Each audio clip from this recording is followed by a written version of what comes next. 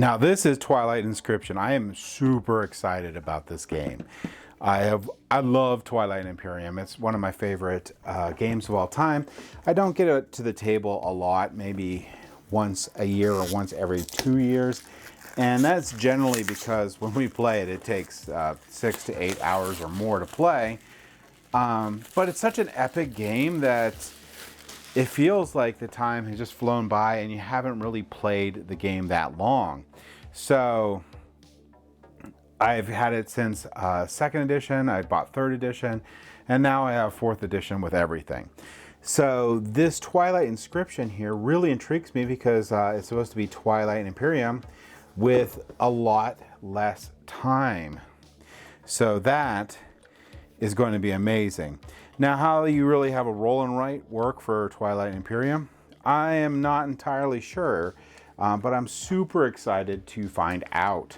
So you should see a review from us in the future, and also I'm probably looking towards recording a playthrough of this game because just how much I love Twilight Imperium and how interesting a concept Twilight Inscription is. Oh, I really like this idea of a play as you learn rulebook. Fantasy Flight, I have always liked their dual rule books, where you have the rules and then you have like a glossary sort of thing, book separate. But this looks a little different. This one looks like just straight up go through a couple rounds. So round 1, 2, 3, round through 4, round through 5. That's probably what it is. I'm probably playing through 5 rounds.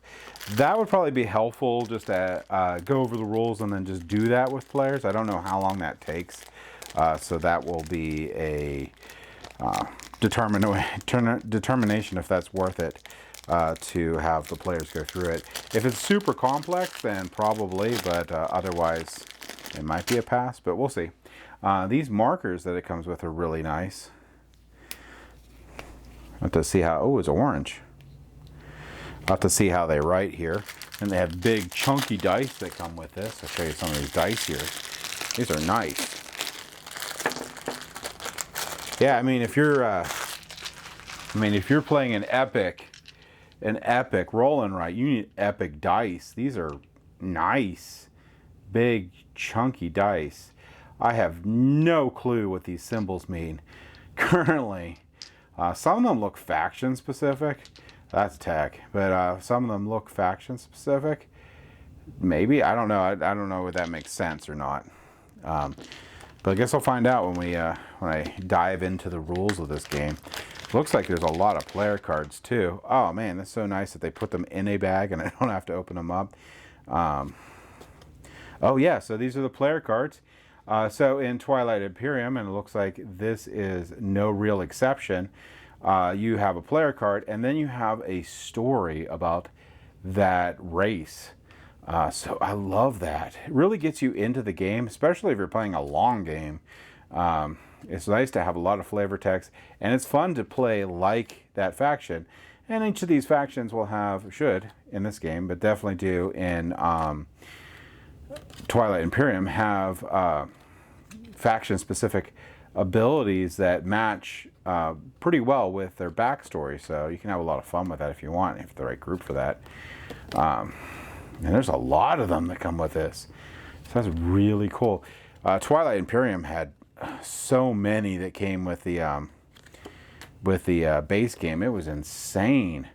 And the expansion added more, but I'm still under the impression that the base game had plenty of races that you can play with, and more time than I'm probably going to be able to get into the game. I don't think I'll ever be able to play all the factions of Twilight Imperium. Now, if I am able to, that's wonderful, but I doubt it. Oh, I love these guys. They seem like really cool, and they are cool. But they're actually not the easiest to play with in Twilight Imperium, or at least I don't think they are, especially with experienced players around. But they're fun. They are fun. Wow, there's so many in here. This is awesome. I think this is almost the same number as you got with Twilight Imperium 4th edition and the expansion together. I mean, I have to check. I don't know that for 100%, but seems like it. Yeah, it seems like you got a decent stack here. That's really cool. And these are just the references, so you're going to get one for each player here. So there's a good bit there. Oh, these are locations? I'm not sure what these are. Oh. Okay. That makes sense. All right, so these are for, yeah, round 5, round 4. Okay, so speaker, all stuff. Yeah, so these are for each of the rounds. I have to read what happens on these later. They are pretty cool. I love the art on this. This is it's really nice. Now, if you looked at like Twilight Imperium 1st edition, the art was horrible. And it steadily got better and better. 4th edition art's amazing. This art's amazing. They're really building like a world out of it. And I think the 1st edition, I have no backing to say this, but I think the 1st edition was really just like supposed to be a space opera. And it is a space opera, but not necessarily focusing completely on like totally fleshing out each of the races just as the race is something. I could be wrong on that. It definitely has a lot of backstory now to each of them, and the art is very engaging for it. Oh, there's a speaker card. Here's some council events reference sheet. I don't know if you can see that really good.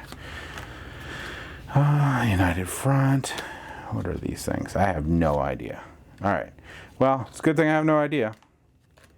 This looks like almost cards for solo play? I don't know.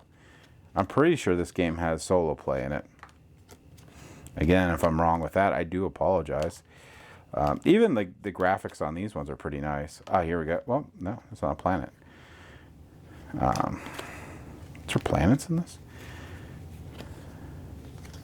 Oh, these are the bills you can pass. These are cool. I guess one here. Each player crosses out all negative stars, whatever the heck that is, assets on warfare. These assets do not reduce a player's victory points at the end of the game. Cool. And they have fail portions underneath it. Shards of the Throne. These look like objectives. Oops. Probably with the way these cards are, it's going to probably be really hard to have these in focus, but they are cool, and there are a lot of them. So that's cool.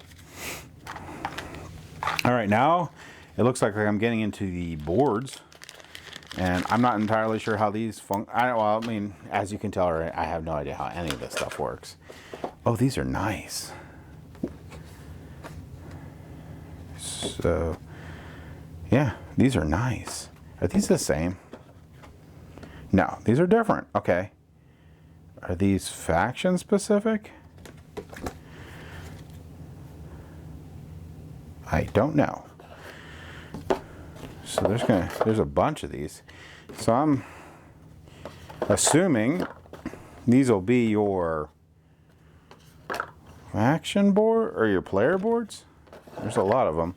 I'm assuming these are faction specific, but I don't see anything off the top here that shows me they're faction specific. But don't matter. It's cool.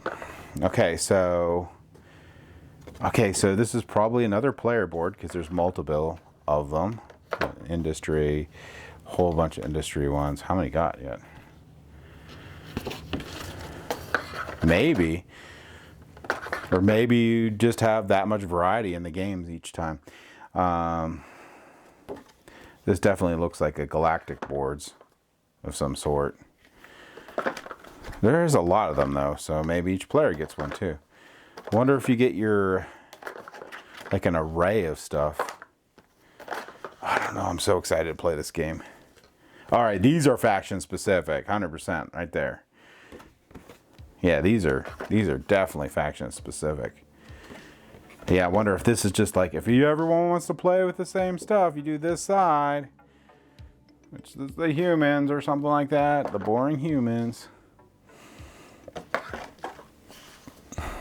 The humans are actually pretty powerful in Twilight Imperium 4th edition. You can do some really fun, nasty, nasty stuff with them. Yeah, these are nice dry erase boards. So that's from Mechatol Rex. So yes, I am incredibly excited about playing this game. I am even more excited from looking at these. And I can't wait to find out what the heck everything does in here. And these dice are, again, amazing. So yeah, so stay tuned to stay tuned. Can't talk today. Stay tuned to the channel, and you'll see a review, and hopefully we can get a playthrough in of this game. Thanks for watching.